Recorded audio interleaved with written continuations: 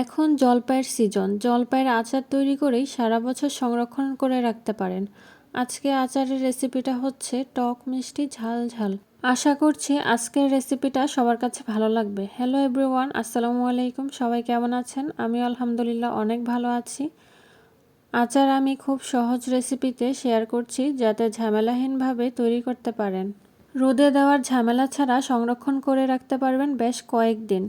আজকে আচারটা তৈরি করার জন্য আমি 1 কেজি পরিমাণ জলপাই নিয়েছি। তো যেহেতু জলপাইগুলো আস্ত করে আচারটা তৈরি করব, তাই আমি জলপাইগুলোর গায়ে দাগ কেটে রেখেছি। আর আমি আগে থেকে কিন্তু জলপাইগুলোকে পরিষ্কার করে ধুয়ে নিয়েছি। তো আমি আচারটা তৈরি করার জন্য চুলায় একটি প্যান বসিয়ে সরিষার তেলটা প্রথমে গরম করে নিয়েছি।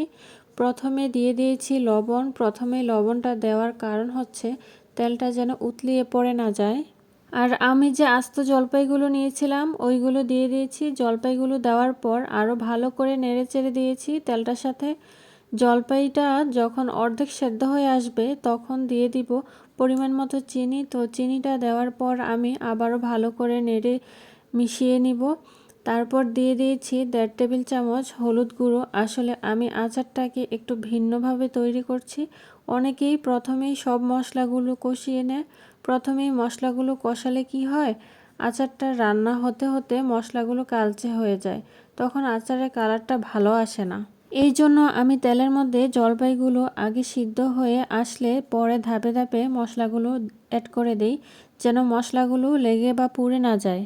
তারপর দিয়ে দিয়েছি 4-5টা শুকনো মরিচ। এতে করে শুকনো মরিচের একটা সুন্দর ফ্লেভার আসবে। তারপর সরিষা গরম মশলা দিয়ে একটা পেস্ট বানিয়ে রেখেছি, সেই পেস্টটা দিয়ে ভালো করে মিশিয়ে দিচ্ছি। তারপর দিয়ে দিচ্ছি রাঁধুনি গরম মশলার গুঁড়ো। এতে করে কিন্তু আচারের ফ্লেভারটা আরও বেশি স্ট্রং হবে। তারপর আবারও নেড়ে দিব যেন মশলাগুলো তলানিতে লেগে না যায়। সেই পর্যায়ে দিয়ে দিব চিলি ফ্লেক্স। আমি এই চিলি ফ্লেক্সটা শুকনো মরিচ ভেজে নিয়ে বাসায় তৈরি করেছি। আমি এখানে কোনো প্রকার গুঁড়ো মরিচ ব্যবহার করিনি। ভাজা মরিচের যে চিলি ফ্লেক্স, এটা থেকে কিন্তু খুব ভালো ফ্লেভার পাওয়া যায়। এতে করে খাবারের টেস্ট দ্বিগুণ হয়ে যায়।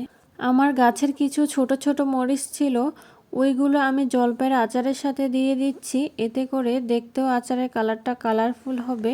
সাথে মরিচ আর জলপাইয়ের মিক্সড আচার তৈরি হয়ে গেল। মরিচের আচার খেতেও কিন্তু খুবই মজার। শেষ পর্যায়ে দিয়ে দিব সিরকা। এই সিরকাটা দিলে আচার সহজে নষ্ট হওয়ার চান্স থাকে না এবং দীর্ঘদিন আচারটা ভালো থাকে। এই তো রেডি হয়ে গেল মরিচ জলপাইয়ের মিক্সড আচার।